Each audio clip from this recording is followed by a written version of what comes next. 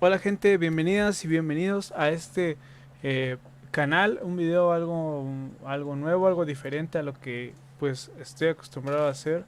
Yo no me dedico a esto, pero es un tema que a mí me ha gustado bastante y pues como no he encontrado información en español por la web, pues decidí le ayuda a alguien porque yo estuve investigando bastante, me tomó varios días toda esta investigación. Estos cartuchos se consiguen directamente de AliExpress o bueno de alguna otra página, Banggood, Mercado Libre incluso, pero en Mercado Libre cuestan un poco más.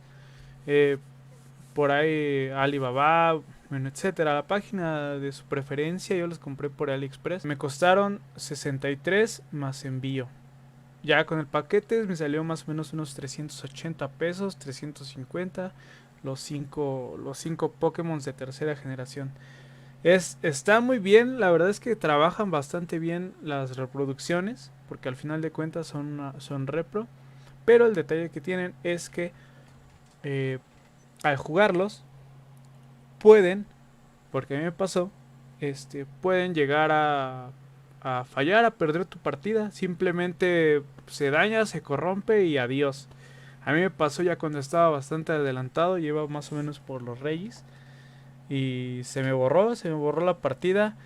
Y bueno, ahí me tienen investigando, buscando. Encontré un canal de YouTube en inglés que hace la instalación de baterías para arreglar ese problema en estos cartuchos.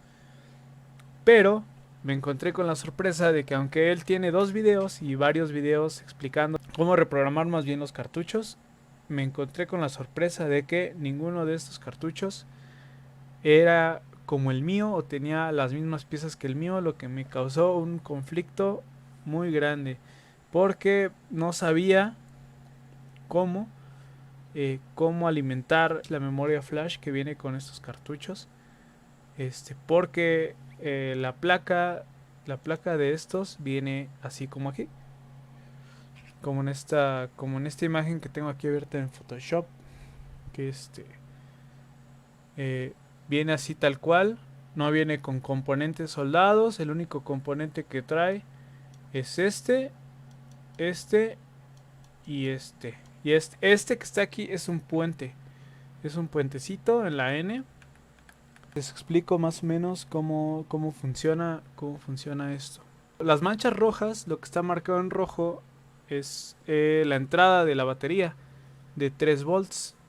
Lo que está marcado en negro es tierra. Bueno, en este caso, esta es la tierra de la pila. Tenemos la entrada de 3 volts aquí, que nos cae en esta parte de acá, en este rojo.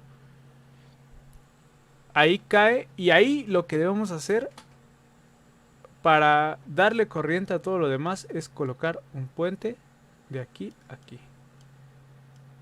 De aquí a aquí. Estos dos, unirlos mediante un cable o... Es recomendable usar un diodo de 5817, como viene marcado ahí. Pero yo usé un simple cable como puente nada más. No hay mayor problema.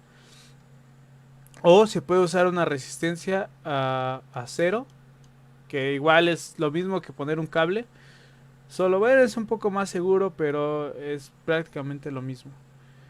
Teniendo alimentado la línea azul, todo lo que está en azul, que ustedes ven coloreado de azul, es la misma línea de alimentación. Entonces lo alimentamos con este que está aquí.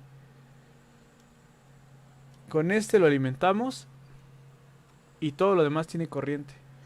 Ok, ahora aquí, en esta parte de aquí, tenemos lo que es un puente en la letra N. Cuando no tenemos batería, se puentea esa parte para hacer el save dentro del room. Pero cuando tenemos pila, lo vamos a quitar se elimina este puente con cautín.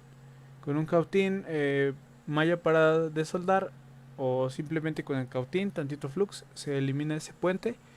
Y ese puente lo reemplazamos por este, que está en la letra Y. Puenteamos estos dos y le damos corriente a esta sección de aquí.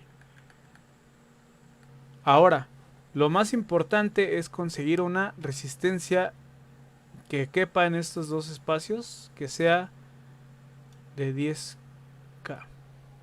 para que le alimente este.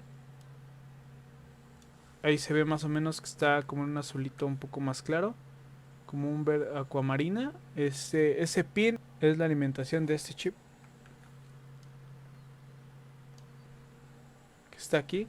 Se alimenta, si es el mismo que el que tengo yo, se alimenta de 2.7 volts como mínimo y 3.3 volts como máximo. La pila que normalmente se maneja en estos es una C1616 que tiene una alimentación de 2.7 a 3 volts.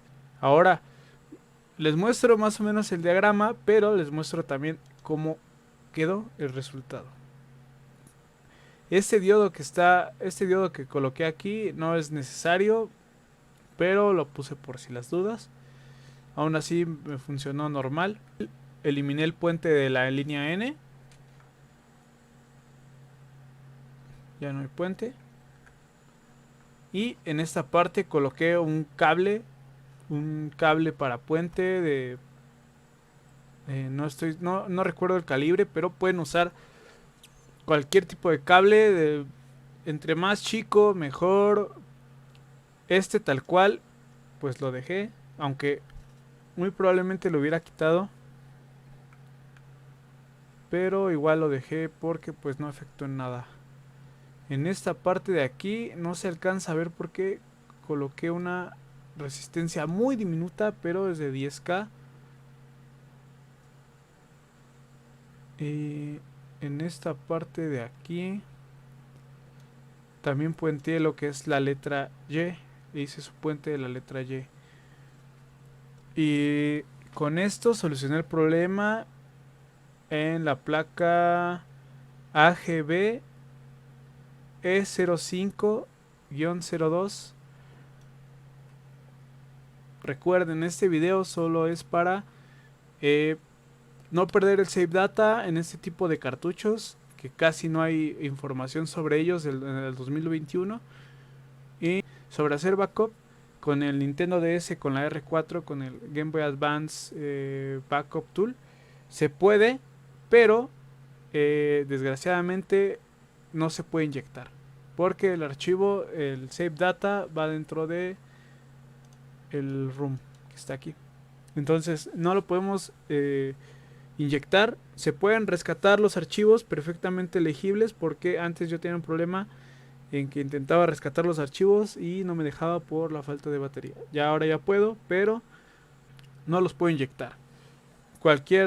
Si llego a resolver el problema de inyectar el save data, voy a subir otro video como parte 2 de este video. Bueno amigos, espero tengan un excelente día y nos vemos en el siguiente video.